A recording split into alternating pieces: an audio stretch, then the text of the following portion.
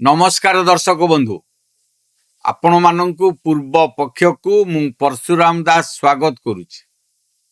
दर्शक बंधु राजनीति हेउची एमिति एक रंगमंच जेउठी प्रति मुहूर्त रे समीकरण बदली जाए, जेउठी आजिर शत्रु कालीर मित्र पालटे आउ आजिर अभिमान कालीर बड़ रणनीतिर रूप निए।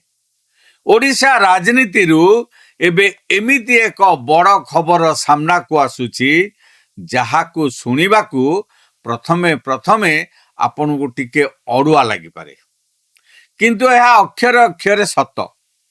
आमे कोनोसी मनगड़ा कथा कहूनाहु कि कोनोसी गुजब उपरे आधार करी आपण को सामना को आसीनाहु। एही चहल पछर सूत्रधर स्वयं सोशल मीडिया एवं एही सूचना निजे प्रदान करिसंती तमिल बहु सुजाता राउत कार्तिकेयन। दर्शक बंधु राजनैतिक कॉरिडोर रे एबे गोटे बड़ प्रश्न उठुछि, श्रीमयी को एबे काहींकी खोजिलेनी सुजाता राउत कार्तिकेयन, जो श्रीमयी मिश्र को दलरू बाहर करिबा पई तांको स्वामी भैरव कार्तिकेयन द्वारा चक्रांत होइथिला बोली कहा जाए, जो श्रीमयी को राजनैतिक कोण ठेसा करा जाइथिला। आज हठात सुजाता राउत कार्तिकेयन इंस्टाग्राम आईडी रे तांकरी वीडियो कहीं स्थान पाइला? कौन यह केवल एक साधारण सोशल मीडिया पोस्ट ना यह पछरे लुचि रही बीजेडी रो एक विराट आभ्यंतरीण राजनीति? आज आम पॉलिटिकल भागवत रे सेही रहस्य उपरु परदा हटेबा। आपण माने देखुतांतु पूर्व पक्ष। मोर आपण मान को अनुरोध, आम चैनल को लाइक करंतु, सब्सक्राइब करंतु आ बंधु मानक सहित अधिक रु अधिक शेयर करंतु।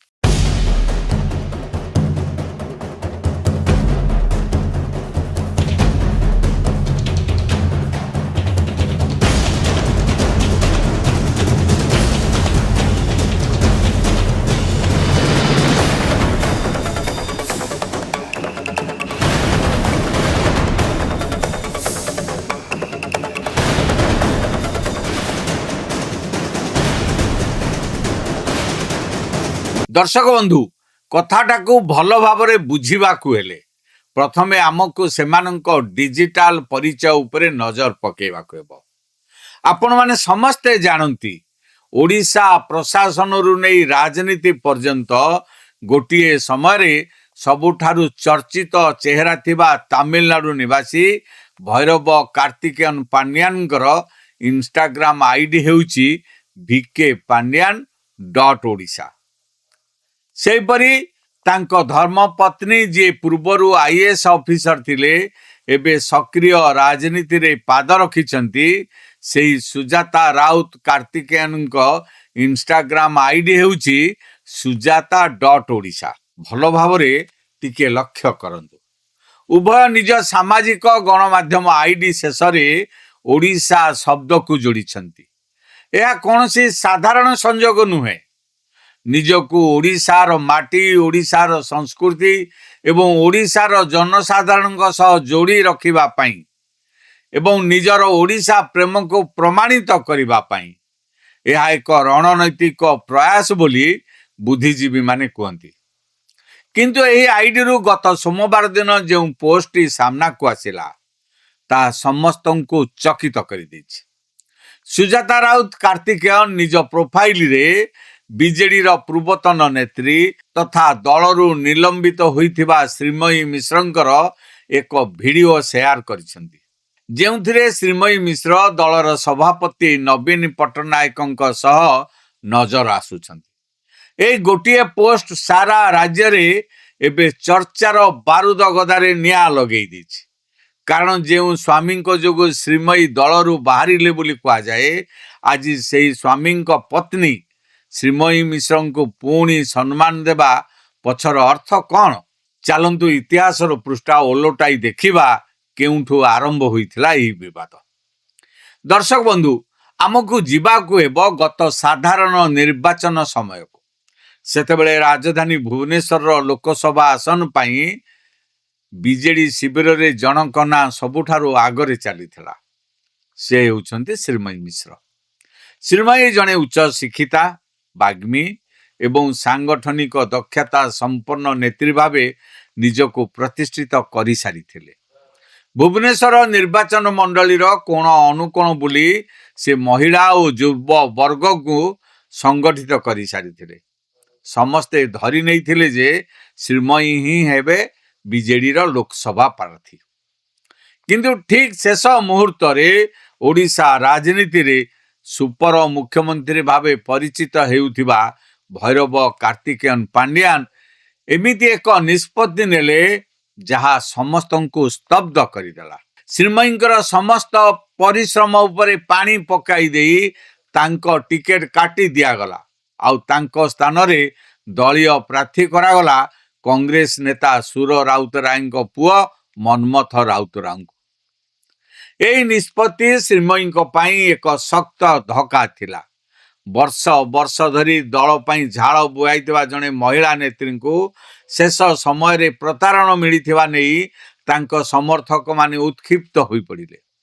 ସେବେଠାରୁ ଶ୍ରୀମୟୀଙ୍କ ମନରେ ଏକ ଗଭୀର ଅସନ୍ତୋଷ ସୃଷ୍ଟି ହୋଇଥିଲା। ସେ ଦଳୀୟ କାର୍ଯ୍ୟକ୍ରମରୁ ନିଜକୁ ଦୂରେଇ ରଖିବା ସହ ଭୈରବ କାର୍ତ୍ତିକେୟନ ପାଣ୍ଡିଆନଙ୍କ ଏକଛତ୍ରବାଦ ନୀତିକୁ ନିଜ ଭିତରେ ସହ୍ୟ କରିପାରୁନଥିଲେ। ଅସନ୍ତୋଷର ଏହି ନିଆଁ ଭିତରେ ଆସିଲା ନୂଆପଡ଼ା ଉପନିର୍ବାଚନ। ରାଜନୀତିରେ କୁହାଯାଏ ଧୈର୍ଯ୍ୟର ସୀମା ପାର ହେଲେ ବିସ୍ଫୋରଣ ହୁଏ। ଶ୍ରୀମୟୀ ମିଶ୍ର ମଧ୍ୟ ସେଇଆ କଲେ। ସେ ଆଉ ଚୁପ୍ ରହିଲେ ନାହିଁ। ନୂଆପଡ଼ା ଉପନିର୍ବାଚନ ପୂର୍ବରୁ ସେ ଗଣମାଧ୍ୟମ ଏବଂ ବିଭିନ୍ନ ମଞ୍ଚରେ ଭୈରବ କାର୍ତ୍ତିକେୟନ ପାଣ୍ଡିଆନଙ୍କୁ ଲକ୍ଷ୍ୟ କରି କଡ଼ା ପ୍ରହାର କଲେ। ସିଧାସଳଖ ନାଁ ନ ନେଇ ମଧ୍ୟ ତାଙ୍କ ତେର୍ଛା ବାଣ ସିଧା ଯାଇ ଭୈରବ କାର୍ତ୍ତିକେୟନ ପାଣ୍ଡିଆନଙ୍କ ରଣନୀତି ଉପରେ ବାଜିଲା। ସେ ଦର୍ଶାଇଲେ କିପରି ଜଣେ ଅଣ ଓଡ଼ିଆ ତାମିଲ ଅଫିସର ଦଳକୁ ନିଜ ଇସାରାରେ ନଚାଉଛନ୍ତି। ଦଳର ପୁରୁଖା ନେତାମାନଙ୍କୁ ଅଣଦେଖା କରାଯାଉଛି। ସେମାନଙ୍କୁ ମନ ଇଚ୍ଛା ଦଳରୁ ବହିଷ୍କୃତ କରାଯାଉଛି। ଏହି ସାହସିକତା ଶ୍ରୀମୟୀଙ୍କ ପାଇଁ ମହଙ୍ଗା ପଡ଼ିଲା। ଭୈରବ କାର୍ତ୍ତିକେୟନ ପାଣ୍ଡିଆନଙ୍କ କ୍ରୋଧର ଶିକାର ହେଲେ ଶ୍ରୀମୟୀ ମିଶ୍ର। ଅନୁଶାସନ ଭଙ୍ଗ ଦର୍ଶାଇ ଶ୍ରୀମୟୀ ମିଶ୍ରଙ୍କୁ ବିଜେଡିରୁ ନିଲମ୍ବିତ କରାଗଲା। ଭୈରବ କାର୍ତ୍ତିକେୟନ ପାଣ୍ଡିଆନ ଭାବିଥିଲେ ଯେ ନିଲମ୍ବନ ପରେ ଶ୍ରୀମୟୀ ମିଶ୍ରଙ୍କର ରାଜନୈତିକ କ୍ୟାରିୟର ଶେଷ ହୋଇଯିବ। ସେ ଚୁପ୍ ବସିଯିବେ। କିନ୍ତୁ କାହାଣୀରେ ଟୁଇଷ୍ଟ ତ ଏବେ ଆସିଲା। ନିଲମ୍ବନ ପରେ ଶ୍ରୀମୟୀ ମିଶ୍ର ଅଧିକ ଆକ୍ରମଣାତ୍ମକ ରୂପ ଧାରଣ କଲେ। ସେ ବିଜେଡି ଏବଂ ବିଶେଷ କରି ପାଣ୍ଡିଆନଙ୍କ ପ୍ରଭାବକୁ ଖୋଲାଖୋଲି ସମାଲୋଚନା କରିବା ଜାରି ରଖିଲେ। ରାଜନୀତିର ଏହି ଲଢ଼େଇ ଏବେ କେବଳ ଭାଷଣ ବା ବିବୃତିରେ ସୀମିତ ନାହିଁ। ଏହା ଏବେ ରୂପେଲି ପରଦାକୁ ଓହ୍ଲାଇବାକୁ ଯାଉଛି। ଶ୍ରୀମୟୀ ମିଶ୍ର ଏବେ ଏକ ବଡ଼ ଧମାକା କରିବାକୁ ପ୍ରସ୍ତୁତ ହେଉଛନ୍ତି। ଖବର ମିଳିଛି ଯେ ସେ ପଶାପାଲି ନାମରେ ଏକ ଭବ୍ୟ ଓଡ଼ିଆ ଚଳଚ୍ଚିତ୍ର ନିର୍ମାଣ କରିବାକୁ ଯାଉଛନ୍ତି। ଆଉ ଏହି ଚଳଚ୍ଚିତ୍ରକୁ ନେଇ ଯେଉଁ ଚର୍ଚ୍ଚା ହେଉଛି ତାହା ଭୈରବ କାର୍ତ୍ତିକେୟନ ପାଣ୍ଡିଆନ କ୍ୟାମ୍ପର ନିଦ ହଜେଇ ଦେଇଛି। ଶୁଣିବାକୁ ମିଳୁଛି ଯେ ଏହି ପଶାପାଲି ସିନେମାର କାହାଣୀ ଆଉ କିଛି ନୁହେଁ, ବରଂ ଗତ କିଛି ବର୍ଷର ବିଜେଡି ରାଜନୀତି ଏବଂ ଓଡ଼ିଶା ପ୍ରଶାସନ ଭିତରେ ଘଟିଥିବା ଅସଲ ଘଟଣାବଳୀ ଉପରେ ଆଧାରିତ। ସବୁଠାରୁ ବଡ଼ କଥା ହେଉଛି ଏହି ଚଳଚ୍ଚିତ୍ରରେ ଓଡ଼ିଶା ରାଜନୀତିକୁ ନଷ୍ଟ କରୁଥିବା ଏବଂ ନେତାମାନଙ୍କୁ କ୍ଷମତାଚ୍ୟୁତ କରୁଥିବା ଜଣେ ମହାଖଳନାୟକ ବା ଭିଲିଆନ ଚରିତ୍ର ରହିଛି, ଯାହା ସମ୍ପୂର୍ଣ୍ଣ ଭାବେ ଭୈରବ କାର୍ତ୍ତିକେୟନ ପାଣ୍ଡିଆନଙ୍କ ବ୍ୟକ୍ତିତ୍ୱ ଓ କାର୍ଯ୍ୟକଳାପ ସହ ଖାପ ଖୁଆଉଛି। ଯଦି ଏହି ସିନେମା ପରଦାକୁ ଆସେ ଏବଂ ଓଡ଼ିଶାର ଜନସାଧାରଣ ସିନେମା ହଲରେ ଭୈରବ କାର୍ତ୍ତିକେୟନ ପାଣ୍ଡିଆନଙ୍କ ଭଳି ଏକ ଚରିତ୍ରକୁ ଭିଲିଆନ ରୂପରେ ଦେଖନ୍ତି, ତେବେ ତାହା ଭୈରବ କାର୍ତ୍ତିକେୟନ ପାଣ୍ଡିଆନ ଏବଂ ତାଙ୍କ କ୍ୟାମ୍ପ ପାଇଁ କେତେ ବଡ଼ ବିପତ୍ତି ଆଣିବ ତାହା ଆପଣମାନେ ସହଜରେ ଅନୁମାନ କରିପାରୁଥିବେ। ଏହାଦ୍ୱାରା ଜନମାନସରେ ଭୈରବ କାର୍ତ୍ତିକେୟନ ପାଣ୍ଡିଆନଙ୍କର ବଳକା ଥିବା ଭାବମୂର୍ତ୍ତି ସମ୍ପୂର୍ଣ୍ଣ ଭାବେ ଧୂଳିସାତ ହୋଇଯିବାର ଆଶଙ୍କା ରହିଛି।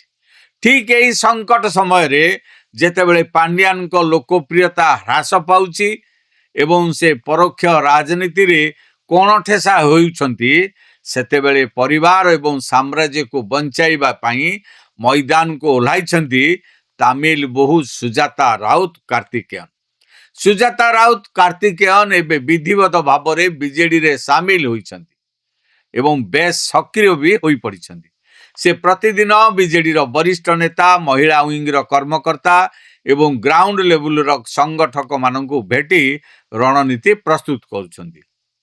ରାଜନୀତିର ଏହି ଚକ୍ରବ୍ୟୁହକୁ ନିକଟରୁ ଦେଖିବା ପରେ ସୁଜାତା ରାଉତ କାର୍ତ୍ତିକେୟନ ଏକ ବଡ଼ ସତ୍ୟ ଅନୁଭବ କରିଛନ୍ତି। ସେ ବୁଝିପାରିଛନ୍ତି ଯେ ଶ୍ରୀମୟୀ ମିଶ୍ରଙ୍କୁ ଦଳରୁ ବାହାର କରିବା ତାଙ୍କ ସ୍ୱାମୀ ଭୈରବ କାର୍ତ୍ତିକେୟନ ପାଣ୍ଡିଆନଙ୍କର ସବୁଠାରୁ ବଡ଼ ଭୁଲ ଥିଲା। ଶ୍ରୀମୟୀ କେବଳ ଜଣେ ନେତ୍ରୀ ନୁହନ୍ତି, ବରଂ ଓଡ଼ିଶାର ମହିଳା ଭୋଟର ଏବଂ ବିଶେଷ କରି ମିଶନ ଶକ୍ତି ମହିଳାମାନଙ୍କ ଭିତରେ ତାଙ୍କର ଏକ ସ୍ୱତନ୍ତ୍ର ପତିଆରା ଏବଂ ପ୍ରଭାବ ରହିଛି। ଶ୍ରୀମୟୀଙ୍କୁ ଦୂରେଇ ଦେଇ ଦଳ ନିଜ ଗୋଡ଼ରେ ନିଜେ କୁରାଢ଼ି ମାରିଛି ବୋଲି ସୁଜାତା ରାଉତ କାର୍ତ୍ତିକେୟନ ଏବେ ଅନୁଭବ କଲେଣି। ଏହି ଭୁଲକୁ ସୁଧାରିବା ଏବଂ ଦଳକୁ ତଥା ତାଙ୍କ ନିଜ ସ୍ୱାମୀଙ୍କ ପ୍ରଭାବକୁ ସୁରକ୍ଷିତ ରଖିବା ପାଇଁ ସୁଜାତା ରାଉତ କାର୍ତ୍ତିକେୟନ ଏବେ ଡ୍ୟାମେଜ କଣ୍ଟ୍ରୋଲ ବା କ୍ଷତି ଭରଣା ପ୍ରକ୍ରିୟା ଆରମ୍ଭ କରିଛନ୍ତି। ସେ ଚାହୁଁଛନ୍ତି ଶ୍ରୀମୟୀଙ୍କ ଅଭିମାନ ଭାଙ୍ଗି ତାଙ୍କୁ ପୁଣି ଥରେ ଦଳକୁ ଫେରାଇ ଆଣିବାକୁ। ଆଉ ସେଇଥିପାଇଁ ସେ ଇନଷ୍ଟାଗ୍ରାମକୁ ଏକ ମାଧ୍ୟମ ଭାବେ ବାଛିଛନ୍ତି ବୋଲି ରାଜନୀତିକ ମହଲରେ ଆଲୋଚନା ହେଉଛି। ନବୀନ ପଟ୍ଟନାୟକଙ୍କ ସହ ଶ୍ରୀମୟୀଙ୍କ ପୁରୁଣା ଭିଡ଼ିଓ ପୋଷ୍ଟ କରି ସୁଜାତା ଏକ ସ୍ପଷ୍ଟ ସଂକେତ ଦେଇଛନ୍ତି ଯେ ଶ୍ରୀମୟୀ ତୁମେ ଆମ ପାଇଁ ଆଜି ବି ଗୁରୁତ୍ୱପୂର୍ଣ୍ଣ। ବର୍ତ୍ତମାନ ଏହି ସମଗ୍ର ଘଟଣାକ୍ରମ ଓଡ଼ିଶା ରାଜନୀତିରେ କେତେକ ବଡ଼ ଏବଂ ଗୁରୁତ୍ୱପୂର୍ଣ୍ଣ ପ୍ରଶ୍ନ ସୃଷ୍ଟି କରୁଛି, ଯାହାର ଉତ୍ତର ଆଗାମୀ ଦିନରେ ହିଁ ମିଳିବ। ପ୍ରଥମ ପ୍ରଶ୍ନ, ସୁଜାତା ରାଉତ କାର୍ତ୍ତିକେୟନଙ୍କ ଏହି ସୋସିଆଲ ମିଡ଼ିଆ ଅନୁରୋଧ ବା ରଣନୀତିକୁ ଶ୍ରୀମୟୀ ମିଶ୍ର ଗ୍ରହଣ କରିବେ ତ?